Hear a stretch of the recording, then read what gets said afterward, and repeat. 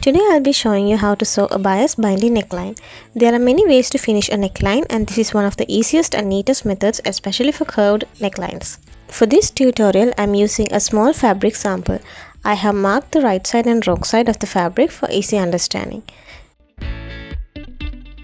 So this curved edge here is the neckline that we will be finishing. Now I'm taking another piece of fabric for the bias binding. Normally you can use the same fabric as your garment or choose a contrasting fabric for a different look. But today I'm using a different color so you can easily see each step. The width of my stripe is about 4 centimeters. And the length of your stripe should be longer than your neckline. So the first thing you do is to measure the neckline, and mine measures 25 centimeters. So I cut a bias stripe that's slightly longer than 25 centimeters. Now place the right side of the bias stripe against the right side of the neckline with both right sides facing each other. I am pinning the bias stripe all along the curve. If you are already comfortable with sewing curves, you can skip the pinning and stitch it directly. But if you are a beginner, pinning will help keep everything in place.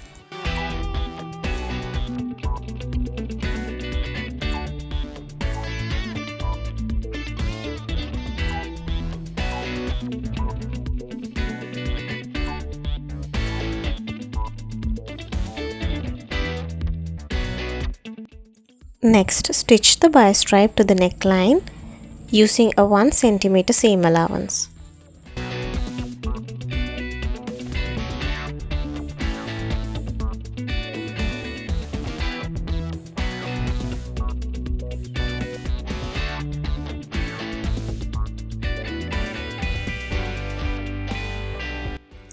Once stitched, this is how it should look.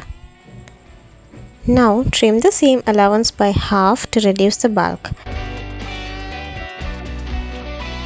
After that, make small notches all along the curved edge.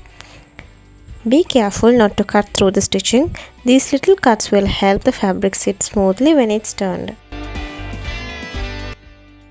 Now press the seam allowance toward the bias stripe, not towards the main fabric. Then sew a top stitch close to the seam on the bias stripe.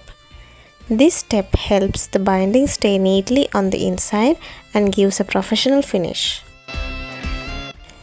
Take your time and make sure that you stitch close to the seam.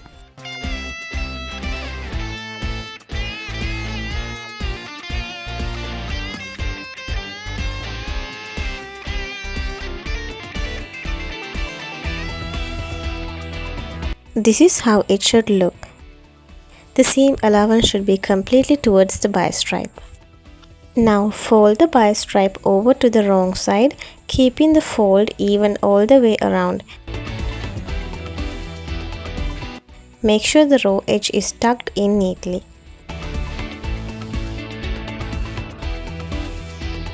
Finally, stitch close to the folded edge to secure the bias binding in place.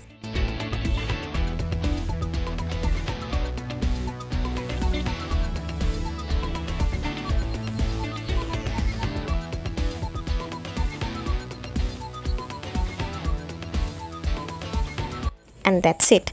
This is how the inside of the neckline looks, and as you can see, the binding isn't visible from the front, giving you a clean and polished finish.